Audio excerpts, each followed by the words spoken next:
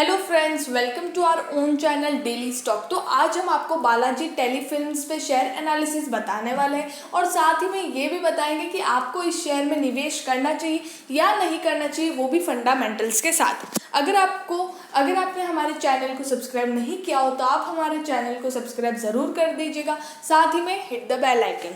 तो सबसे पहले आपको बालाजी टेलीफिल्म्स लिमिटेड के बारे में बताते हैं। तो ये एक मीडिया एंड एंटरटेनमेंट कंपनी है और ये इसका मेन काम क्या है, जो टेलीविज़न जो टीवी है उस पर जो कंटेंट डालते हैं उसका काम ये करती है। मतलब कंटेंट डालना भी एक काम है, उसकी भी कंपनीज होती, तो उसका जो प्रोडक्शन बोलते हैं ना वो बालाजी टेलीफिल्म्स करती है। अब ज़रूरी नहीं कि टीवी में जितना भी आता है सब यही डालती है, तो इसके भी कुछ एक दो चैनल्स होंगे या दो चार चैनल्स होंगे और उसमें जो कंटेंट डालती वो बालाजी टेलीफिल्म्स करती है। इसका मार्केट कैप है 703.36 करोड़ का। तो ये एक स्मॉल कैप कंपनी है जिसका इंडस्ट्री का पी अगर आप देखो तो 23.87 है। कंपनी का पी या दिया हुआ नहीं है, मतलब कि कंपनी लॉस में है। अगर बुक प्राइस देखोगे तो 1.23 टाइम्स में आपको इस शेयर प्राइस मिल रहा है, मतलब इतना महंगा नहीं है बुक वैल्यू से कंपेयर करें तो। बीटा है 0.78, मतलब कि मार्केट 1% ऊपर जाता है तो इसका शेयर प्राइस 0.78 के बीटा से ऊपर जाता है। फाइनेंशियल ट्रेंड की बात करें तो पिछले 4 साल में कंपनी कभी भी प्रॉफिट में नहीं आई है। जैसे कि 2018 में अगर आप देखो तो 432 करोड़ का कंपनी ने सेल्स किया था, देन 459 करोड़ का, 582 करोड़ का और 317 करोड़ का।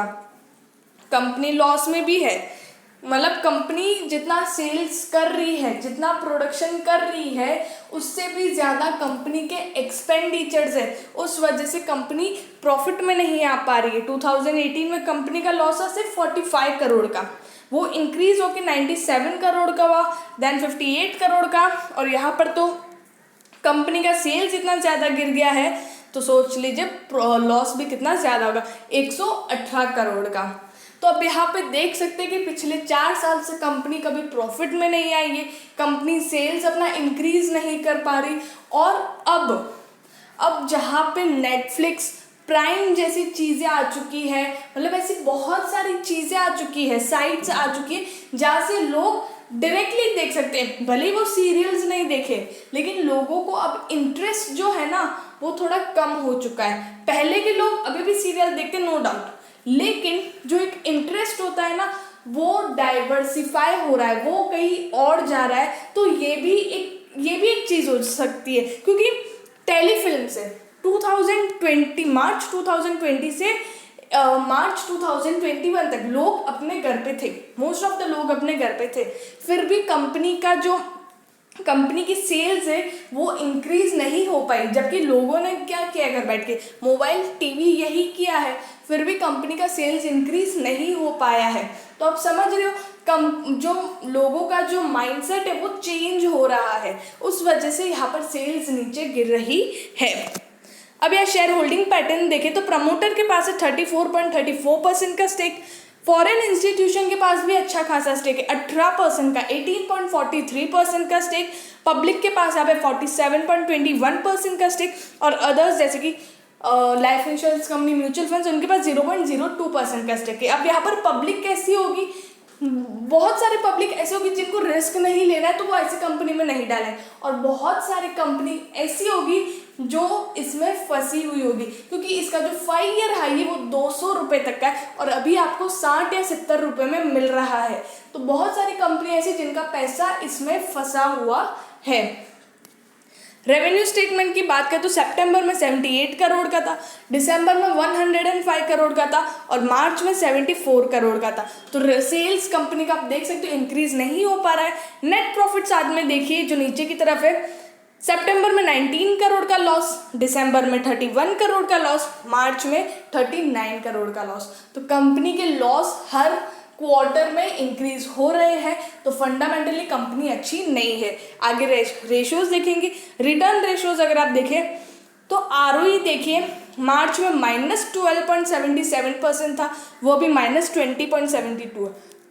ROC with the same -12%, -20.74%, -11%, -15.49%। तो यहाँ पर ROC return on assets, return ratios he company के अच्छे नहीं है। क्यों? क्योंकि कंपनी का सेल्स डिक्रीज हो रहा है, कंपनी लॉस में है, तो रिटर्न क्या ही देगी वो कंपनी, तो वो माइनस में ही होंगे। लेवरेज देखें तो डेट कंपनी के पास नहीं है, ये एक अच्छी बात है। साथ ही में जो इंटरेस्ट कवरेज रेशियो है वो गिरता हुआ नजर आ रहा है। इसका ये मतलब होता है कि जो इंटरेस्ट पे करने की कैपेबिलिटी वो कंपनी की अच्छी नहीं है। भले डेट नहीं है लेकिन शॉर्ट टर्म लायबिलिटीज हर कंपनी के पास होता है, तो उसमें भी आपको इंटरेस्ट पे करना पड़ता है, जो ये कंपनी नहीं कर पा रही है। अब एट लास्ट बात करते हैं मार्केट प्राइस। 5 ईयर हाई अगर आप देखो तो 202.80 रुपये का है, 202.80 रुपीज़। करंटली 69.55 रुपीज़ में ट्रेड कर रहा है। 3.07% आज नीचे था, 2.20 रुपीज़ आज नीचे था। नो डाउट एक मंथ या 1 वीक अगर आप देखो तो इसने अच्छा रिटर्न दिया। अच्छा रिटर्न, बहुत ही अच्छा नहीं बोल सकते, लेकिन 10-15% का रिटर्न दिया है। फिर भी वो लोग होंगे जिनको रिस्क लेना अच्छा लगता होगा, या कोई टिप मिल गई होगी तो उनको अच्छा लगता है कि चलो डाल देते हैं, सस्ता ही तो है, 60 या 70 रुपये का ही तो है। ये बात नहीं है। अगर जब आप कम रुपए पे देखते हो तो आप बहुत बल्क में ले सकते हो और ले भी लेते हो, और फिर आप फंस जाते हो। अगर फंडामेंटली अच्छी हो तो आप बल्क में लो, वो चलेगा, लेकिन जब फंडामेंटली कंपनी अच्छी नहीं है तो आपको इतना पैसा इस ऐसे शेयर्स में नहीं डालना चाहिए। तो अगर आपको रिस्क नहीं लेना है तो आप बालाजी टेलीफिल्म्स में पैसा मत ही डालिए।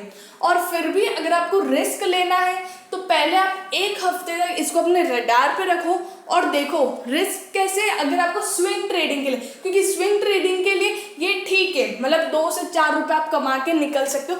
थोड़ा सा ये वॉलेटाइल है, वो भी रिस्क लेना हो तो ही।